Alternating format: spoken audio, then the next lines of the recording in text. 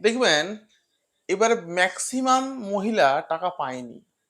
দেখবেন আপনি আপনার স্ট্যাটাসটা চেক করুন, ওখানে কি লেখা দিচ্ছে? আগেরবারে যে টাকা পেয়েছে তার এবার লেখা দিচ্ছে আন্ডার প্রসেস। আগেবারে যার মোটামুটি সবকিছু ঠিকঠাক ছিল তার লেখা দিচ্ছে আন্ডার ইনকোয়ারি। কারো কারো ফর ফার্দার ইনকোয়ারি। কেউ আবার অ্যাপ্রুভ, তাও টাকা পায়নি। আবার কেউ শুধু সাবমিটেড। এই ৪-৫টা বিষয় ফুটে উঠেছে এবছর অন্নপূর্ণা ভান্ডারে এই আগস্ট মাসে। এবং তার ফলে মহিলারা প্রচুর পরিমাণে ভিড় করছে, জমায়েত করছে, আন্দোলন করছে। কিন্তু একটা বিষয়, কেন এমনি হচ্ছে? শুনুন, আপনাকে আমি আসল রহস্যটা বলি।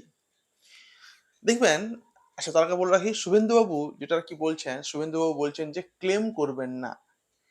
দুটো ক্লেম ওখানে দেয়া রয়েছে অপশন। একটা ক্লেম হলো যে আপনি যদি দেখতে পাচ্ছেন যে আপনার আশেপাশে কোনো মহিলার ৩ তলা বাড়ি আছে, বাড়িতে গাড়ি আছে, তার অভিযোগ আপনি করতে পারেন।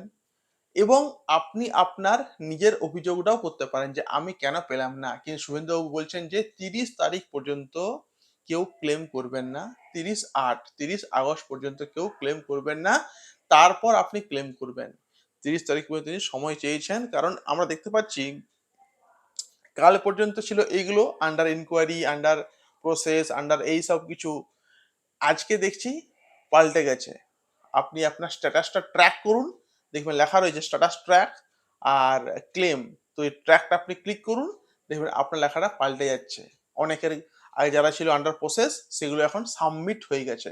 ফলে চেঞ্জ হচ্ছে। তাই বলছেন তিনি যে কেউ করবেন না, আমরা চেষ্টা করছি ৩০ তারিখ পর্যন্ত সবগুলো আমরা টাকা মোটামুটি দিয়ে দেব। এগুলো কথার কথা হতে পারে, মানুষকে মন ভোলাবার কথা হতে পারে, মানুষকে আন্দোলন থেকে আন্দোলনটাকে আটকানোর কথা হতে পারে। জানি না কেন এগুলো বলছেন তিনি। যাই হোক, এবার মূল কথা হলো এমনি যে প্রত্যেকটা মিউনিসিপালিটি ব্লক যে কাজটা করেছে, ওরা কি করেছে, ওরা ডেটা কালেকশন করেছে। ফার্স্ট কথা, ডেটা কালেকশন মানে আপনার বাড়িতে গাড়ি আছে কিনা, বাড়ি আছে কিনা, আপনি ট্যাক্স দেন কিনা, আপনার গভর্নমেন্ট, আপনার স্বামী গভর্নমেন্ট চাকরি করে কিনা, এই সমস্ত ডেটাগুলো ওরা কালেকশন করেছে। প্রথমত বাড়ি বাড়ি ওরা যায়নি, খুব কম গ্রামেই আইসিডিএস দিদিরা গেছে। ওরা ফোন করে করে ডেকেছে, ফোন নেওয়া ছিল, ডেকেছে আপনি আসুন আমাদের এইখানে বসে আছি আমরা, বাড়িতে বাড়িতে যায়নি। ফলে এই যে কুড়েমি, এই যে অলসতা, এর ফলে এরা বাড়িতে বাড়িতে না গিয়ে ওই নিজেদের সেন্টারে, নিজেদের ওই ফাঁকা রুমে বসে নিয়েই ওরা সমস্ত কাজগুলো করেছে। প্রচুর চাপ পড়েছে, কাজগুলো ওরা করেছে। ফলে কি হয়েছে, প্রচুর পরিমাণে ভুল ওরা করে দিয়েছে। যে যোগ্য, আমার স্বামী চাকরি করে, তা আমার তাতে কি, আমি তো করছি না। ফলে ওই মহিলাকে দেখেইনি। ফলে বসে বসেই তারা কিন্তু সব কাজ করেছে নিজেদের রুমে। এর ফলে কি হয়েছে, এর ফলে যোগ্য মহিলাগুলো বঞ্চিত হয়ে গেছে।